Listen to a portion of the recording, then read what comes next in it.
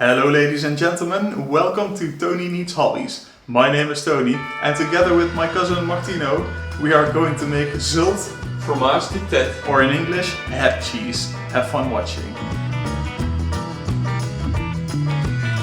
Zult or head cheese is an old dish from the south part of the Netherlands. In this video we will make it from thick ham slices, a few tails, some ribs and shoulder meat, but traditionally head cheese is made from the head of a pig, as the name implies. Let's take a look at the ingredients. As mentioned, we will not use a head for this meat jelly. It was the original plan, but we were a little hesitant, so we decided to use other pig parts. Gelatin is important, so most of the pieces of meat are used without removing the bones. We have 2 thick ham slices, a shoulder piece, a couple of ribs and 2 pigtails. Together it's a total of 1600 grams of pig parts, that's about 3.5 pounds.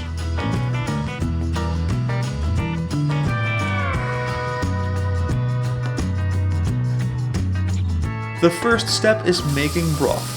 The meat goes into a pot which is then filled with water until all the meat is covered. Some herbs and spices are added for flavoring. Fresh thyme, a half tablespoon of salt, 3 bay leaves, 3 cloves, a pinch of nutmeg and a good amount of ground pepper.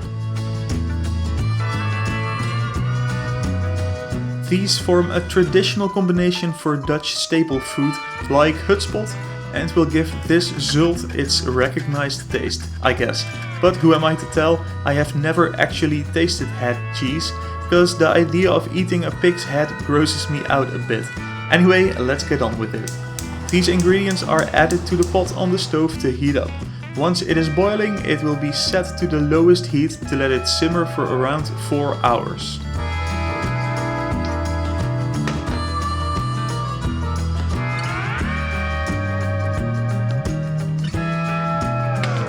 After letting it simmer for a few hours, let's take a look. The meat is already falling apart and is separating from the bones it was once attached to. We help this process a little bit by pulling it off with some forks.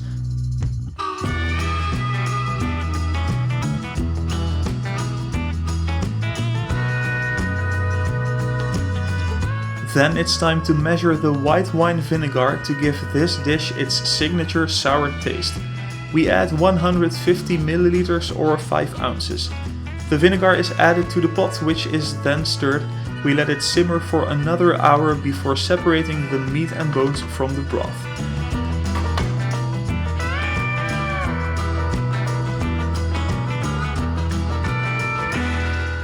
Yep, it smells good.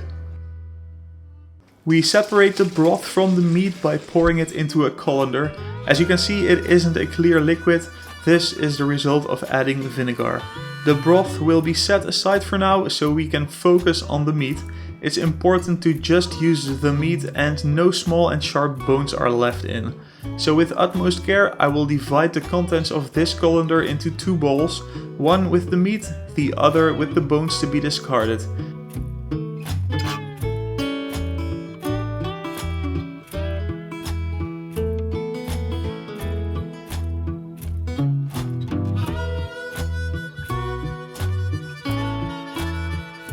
In the end, we were left with almost 700 grams or 1.5 pounds of meat. Just one more step before calling it a day for now, skimming the fat off of the broth.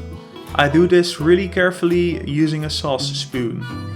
The fat nicely separates and you can put it in the fridge and use it for other cooking purposes.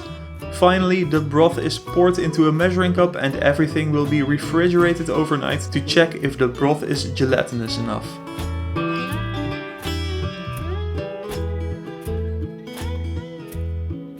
And that seems to be the case. Wonderful. Let's heat it again and boil it down until we are left with 1 liter, which is more or less equal to 1 quart.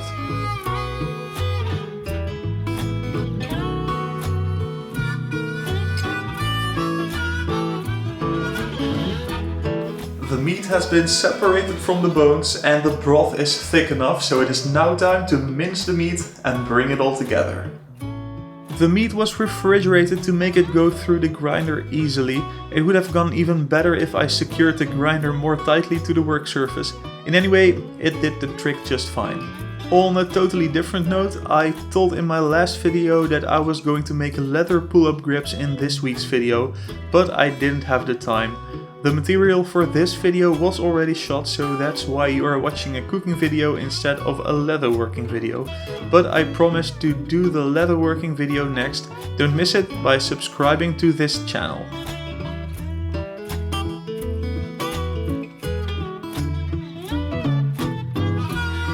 Just 2 more ingredients to prepare before we can actually bring it together. We'll have to chop 10 small pickles into very fine pieces and chop some fresh parsley. Then the ground meat is transferred to the pot, to which then the pickles and parsley are added. Finally, we add all the broth and bring the temperature up to boiling.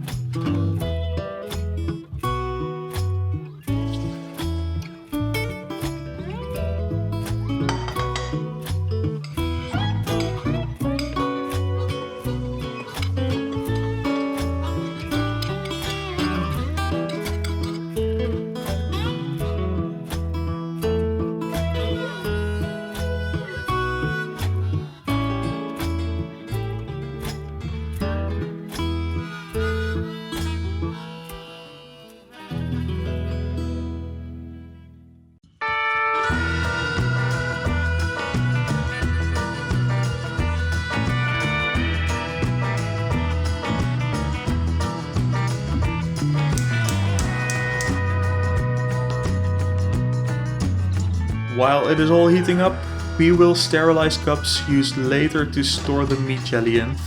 These food grade containers can be sanitized in boiling water, so that's what we'll be doing. First, a large pot is filled with water and brought to a boil. Then the containers and lids are placed in the hot water and remain there for 15 minutes. This gives the meat paste enough time to get hot before it will be transferred.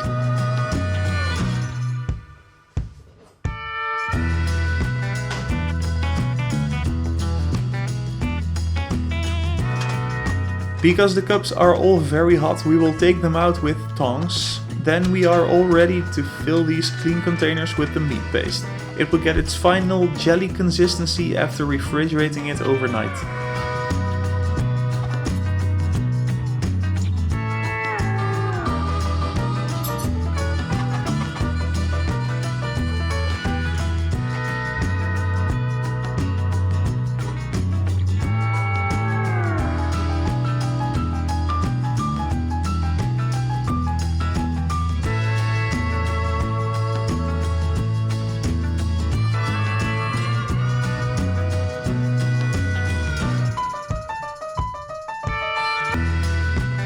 The next evening had arrived, so I went to my cousin Martino to have a little taste. Because I was all out of gas, I had to make a quick stop first before arriving at Martino's place.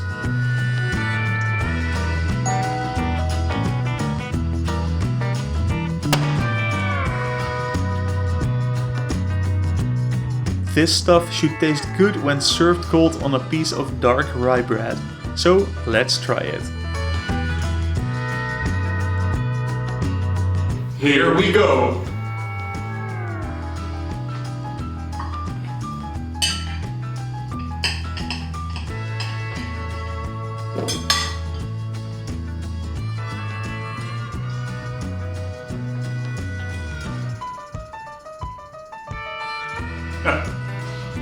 Tastes normal. Yeah, not too bad.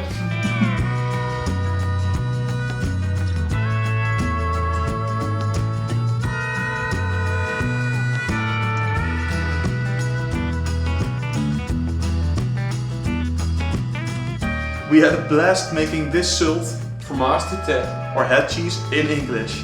If you had a blast too watching this video, then definitely let us know by hitting that like button, and please consider subscribing to this channel for more videos like this in the future.